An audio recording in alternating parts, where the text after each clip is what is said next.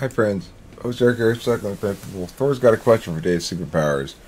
I want to answer it. I got him on 1.5 speed. Let's go. The name is Rick. Today I have a question for Dave Superpowers, and actually this question goes out to all of you. So if anybody has to answer, please let me know. Please let me know in the comments down below. So the question goes as follows: does the subjective individual have or get a say in defining their own personality type? Should we allow the person, the individual we are typing or profiling, to have a chance to dispute or argue against their read and the evidence we provide? Should we listen if a person tells us very strongly, I'm not this type, I do not have this cognitive function, I don't relate to this, I don't feel this profile fits me? I say this realizing that objective personality is about trying to find more objective means of typing other people. I recognize and I see the positives in the system. I see the positives in relying on a co-operator, a co-pilot, somebody that can help verify your reads, somebody that can look at you together with you at the same person and help you stay clear of bias. I encourage and I appreciate the more critical nature of objective personality, and I believe that it's onto something. I believe that it's got something right. Still, I feel we have to ask ourselves this: should the person have a say? Should they be able to dispute and tell us we misunderstood them? Should they be able to look at our evidence and tell us when we made a mistake? I realize the subject lacks often information about how to type other people. They don't know how to type themselves.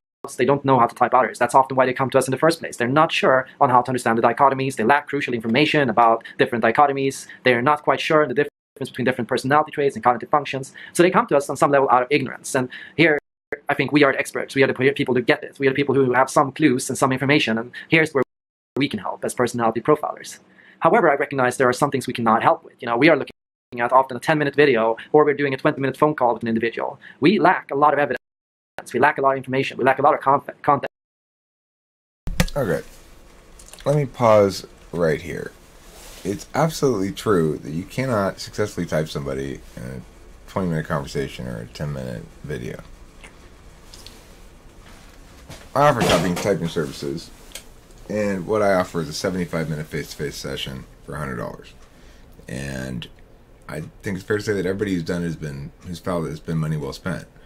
I direct my full attention for the entire duration of the session on you, your cognition, why you are the way you are, how you are, and answering your questions and addressing any concerns you have. Like, I have absolutely no problem. I want people to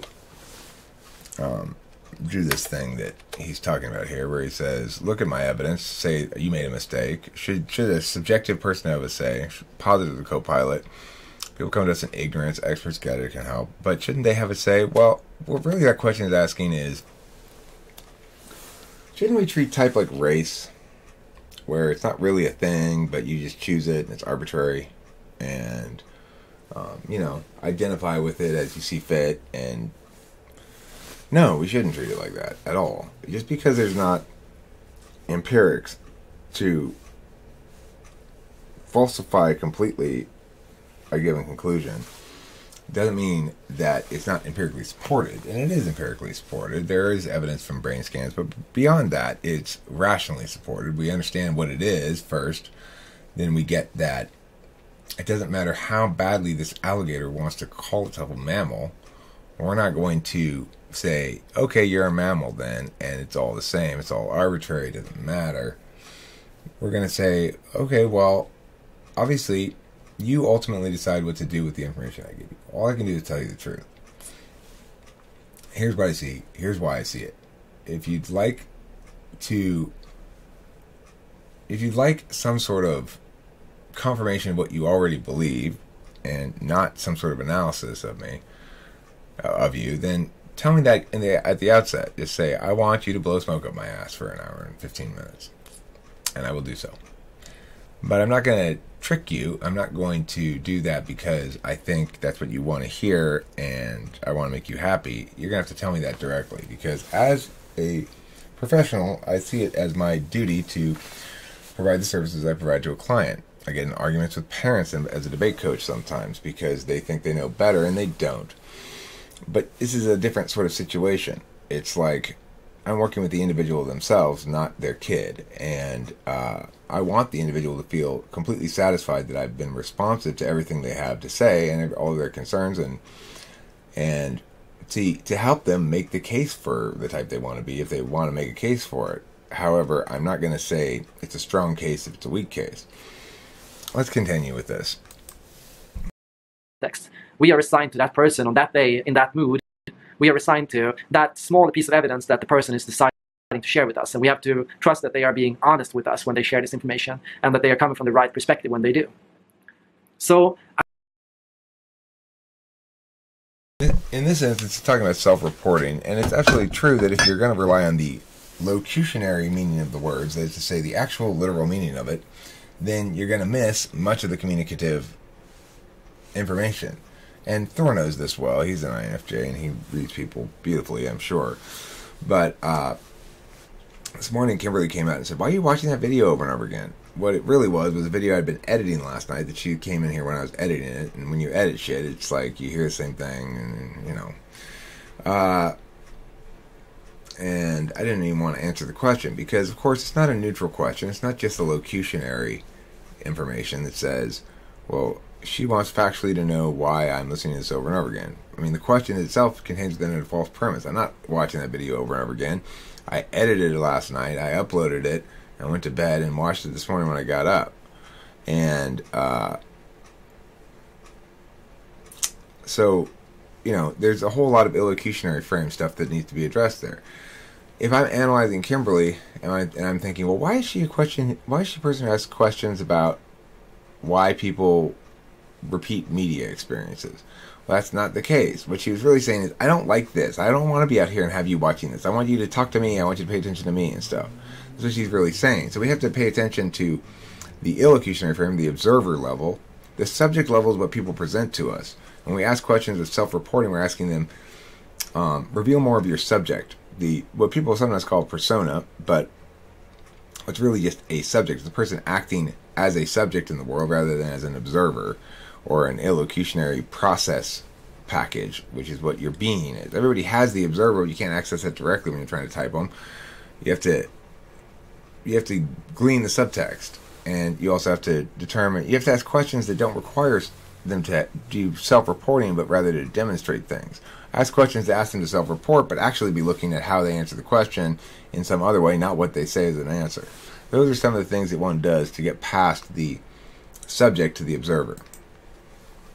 I recognize that in this, they can give us a lot of evidence. They can tell us a lot of things about themselves. They can tell us about what we do, what they like to do, what they often do, who they are in different situations. They can give us a lot of information. But often, I find information can be disregarded. A lot of the evidence they support to back up their personality profile can be disregarded. A lot of evidence is contextual, situational. Oh, some people say I'm this, or some people tend to describe me as that, and a lot of people think of me as an introvert, and I read this, and it's according to that test I got that personality type. But a lot of it is very situational. Like, we cannot verify or evaluate or determine how correct this information is, or how correct other people are in this view of you.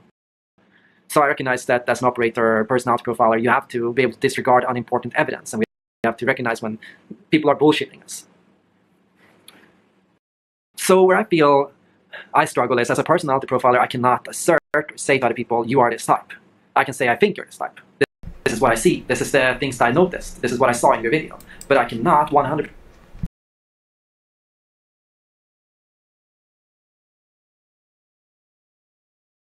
When I type somebody, I'm not always 100%. I rarely say I'm 100%. I might say 99.9%. But functionally 100%. I can say for sure that, at least I can say for sure after an hour and 15 minutes that I've got it narrowed down to 2 or something. Almost every time I'm quite conclusive in my determination at the end of a session.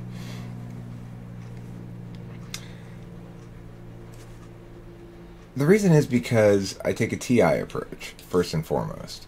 I say, these things eliminate these possibilities.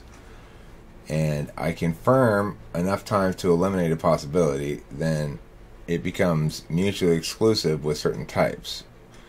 Like, if I eliminate FE front stack, then I know it's one of the FI types. So, and I'm not afraid to revisit. I'm not afraid to eliminate something and then go back and go, wait, maybe I shouldn't have eliminated that. That's fine.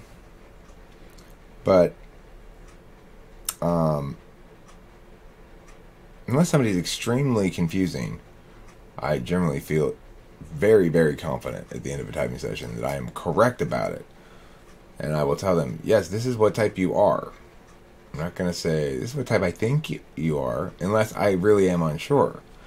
So I'm going to convey to you what my actual degree of certainty.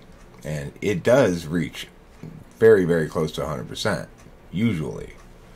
So I'm not omniscient. I could be wrong. I'm not always right. But I'm pretty damn good at this. And you give me 75 minutes, I'm almost always going to be right. I'm almost always going to get it. And if it disagrees with somebody else's typing of you, trust me, I've done a more thorough job of thinking about the matter. My understanding of it is fully logically defensible as a case, because I'm a debate coach, and that means that it's fundamentally better in terms of its understandings because they're argumentationally stronger. They have a steeper rhetorical slope to defeat. Force my view on another person. And I have to recognize as a personality profiler, beyond just being a profiler, I'm also a teacher. People will come to me not for a profile as much as an education on themselves, an education on the scales and how they are manifested in themselves, an education on the cognitive functions and how they work in the individual. So my responsibility as a teacher is to help them understand. And if I can't help them understand, if I'm just slamming evidence in their face, chances are I'm a bad teacher and they're going to disagree with me out of spite. You know, people are like that. You know, if they feel pressured into a personality type. Teaching is indeed a tricky business, and something that is very much a skill set, and people don't understand this. They think, well, if I understand something well, I can teach it. Teaching is very different than knowing or understanding, and the reality is it takes a lot of practice. I'm a teacher and a debate coach, and I have a lot of experience collapsing complicated ideas into various simpler analogies to make sure that people can understand them. I don't always do it in my videos, but I want to stress that when I'm typing somebody as a client for this, my goal is a fully satisfied client. Now, just like a debate coach or a doctor, I am not going to point the person down the wrong path because it's going to make them happy in the short term. But I'm also not going to argue with the client. My job is to have a happy client. So I'm going to take any suggestions they have about where maybe I might have missed something and explore that issue further. And I'm going to, perhaps reluctantly or perhaps regretfully tell them, well, no, I really don't think that's the case. I think this is the case. This is my conclusion. You can obviously do with it whatever you wish, but you're paying me to use the knowledge and skills I have and the intuition and insight that I have about both people and the model and the system to give you a piece of information you can rely upon to understand yourself and the world and explain to yourself why you have certain habitual behaviors, maybe bad behaviors, maybe good behaviors, whatever. I can give you that information, and I can answer all your questions and explain how these things work in ways that you understand or anybody understands.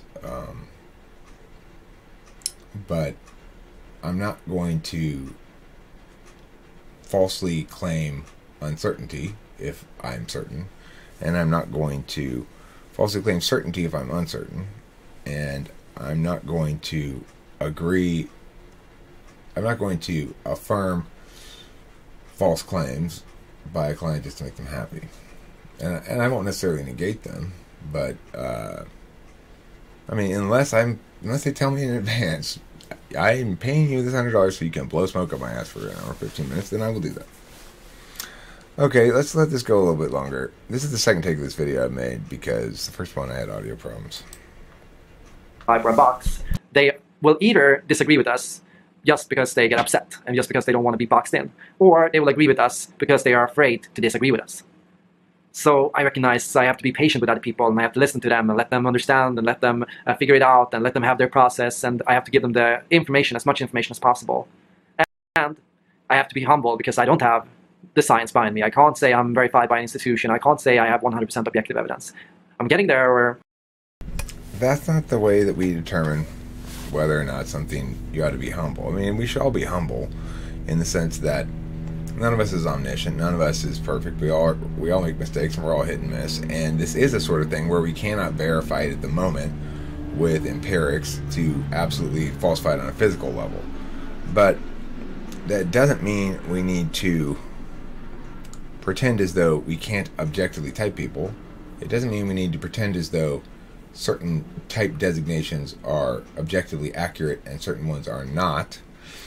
Those things are in fact the case, but the objectivity is determined through reasoning and logical defensibility and consistency with the definitions, and the definitions have to be consistent with our understanding of what it is we're mapping, namely attentional manners, not things we pay attention to, but ways we pay attention, not flavors that way of paying attention might manifest as, but actual ways of paying attention, and not then try to conclude that the explanation explains more than it does. So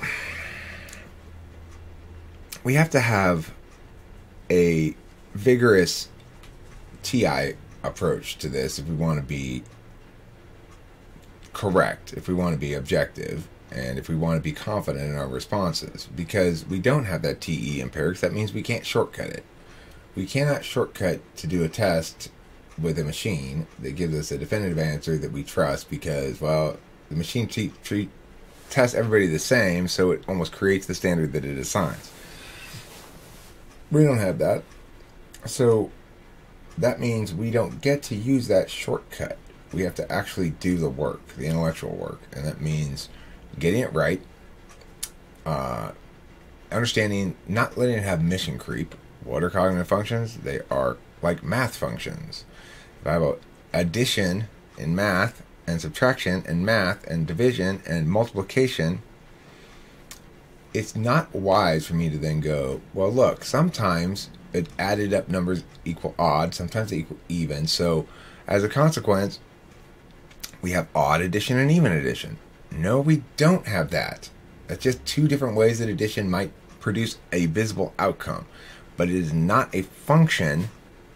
It's a way that the function creates it's an outcome the function creates, so to speak. And the same way with cognitive functions. If we mistake things that are like sexuality or masculinity, femininity. Masculinity and femininity are like numbers in an addition problem. 5 plus 7 equals feminine. Or masculine plus girl equals lesbian or something. Those are things that we consider when we're paying attention as masculinity and femininity. If we're paying attention actively to how we display, well, then we're just talking about FE. It's subsumed by FE. And if it's a sort of a physical manifestation, it's a way that the physical body's thing somehow changes the way you behave, well, then I guess it would be an SI thing, maybe. I don't know. Or an FI thing. But it's subsumed is the point. It's not part of the function mechanics. It's what the function mechanics works on or through. So that's what I have to say about that, and I think I'm going to wrap this video up. It should be noted, I don't think I mentioned it in this video, but I had my ambassador, Ergoy Gunasan, go to visit Thor's country. And he came back with some generally positive attitudes. Seems to think that we may be able to avoid a world typological war. I mean, I'm skeptical, but apparently Thor's ambassador is really nice. And took him out for some Arctic char that he said was absolutely delicious. So Ergoy Gunasan, my ambassador, somebody I have a lot of respect for. I trust him a lot. And so, he speaks positively of the situation. There may yet still be peace in our time. Maybe. Okay? So, that's good news. And here's a song to send you out with. A song of flavor, a song of joy. A song of slavers, and a song of loy. Where is the song? Find it quick, Eric. You're wasting time. Nobody wants to watch you talk like this. That's stupid. Push the button quickly, quickly. Alright, here we go. Oh, he came here with her. And what's the big problem that you can't endure? You seem so sure it's not appropriate blaming to blame things on Scott. Despite getting caught, he's got you reframing for him, straining for him, going to the gym, make yourself good enough again.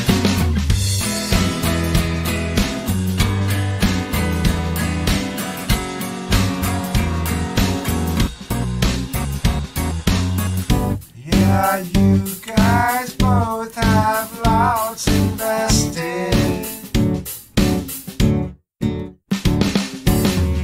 That's not a reason to stay around.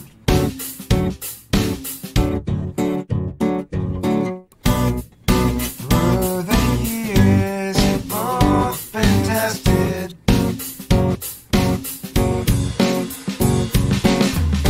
Time to move up. Find higher ground. So he came here with her. And what's the big problem that you can't endure? You seem so sure it's not appropriate blaming to blame things on Scott. Despite getting caught, he's got you reframing for him, straining for him, going to the gym, make yourself good enough again.